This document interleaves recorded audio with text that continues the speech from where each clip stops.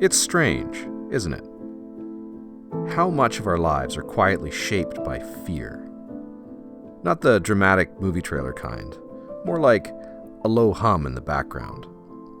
A quiet, ever-present murmur telling us to be ready to defend, to brace, to flinch.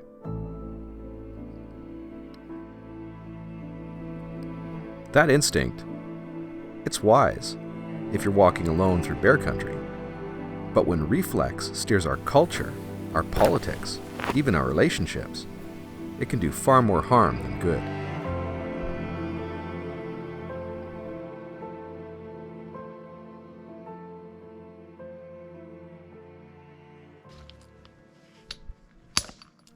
I've had 6 encounters with black bear on this island. Most of them just civil exchanges. We pause, observe each other, give a respectful nod, the way you're supposed to when sharing the trails, like we're politely acknowledging a shared affinity for conifers and berries. It's almost Canadian.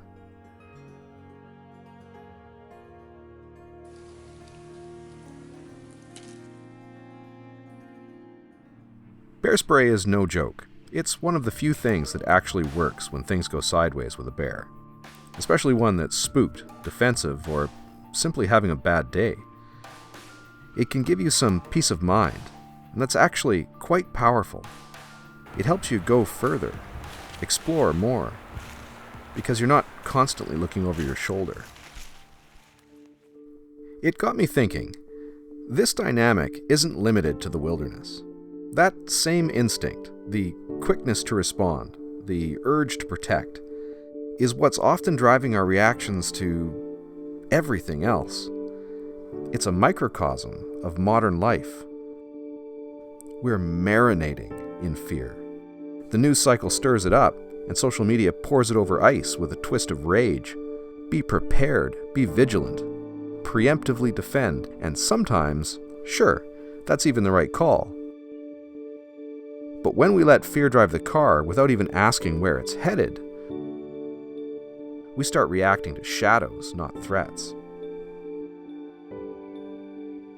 Just the other day, while out prospecting, a black bear again crossed my path. My hand went straight to the bear spray, but his body language? Calm. Curious, maybe. He paused, I paused. We read the room. Then he just moved on. No drama. I could have sprayed him. Played it safe, right? But what would that have accomplished? A frightened bear? A broken rhythm? And maybe I start teaching wildlife that humans are erratic and hostile, that every 2-legged animal is a potential threat. It wasn't a showdown. It was a conversation, one that didn't need to end with a punchline. Restraint, particularly in that context, often takes far more grit than does action.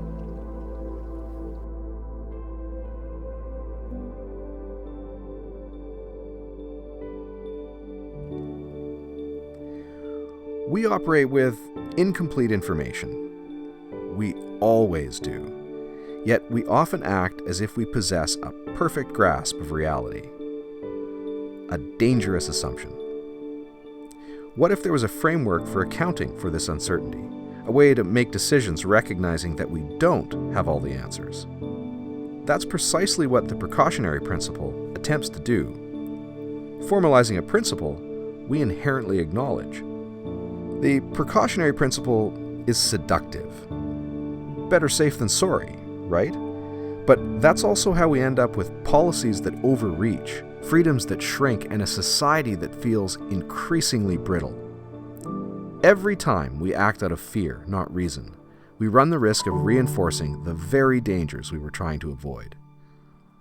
True safety is an illusion. We can always make things safer, but each step costs exponentially more. We tend to frame these things in absolutes. Safe or unsafe. Threat or no threat. Us or them. Nature doesn't operate in binaries. It dances in the gray zones. It's a scale, not a switch. It's not about whether you should never use bear spray. It's about knowing when not to.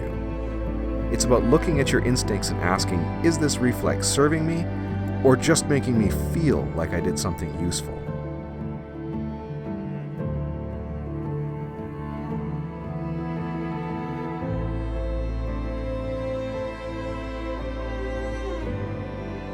Whether it's a bear in the woods, someone who disagrees with us online, or policy, sometimes the bravest thing we can do is pause, breathe, and observe restraint.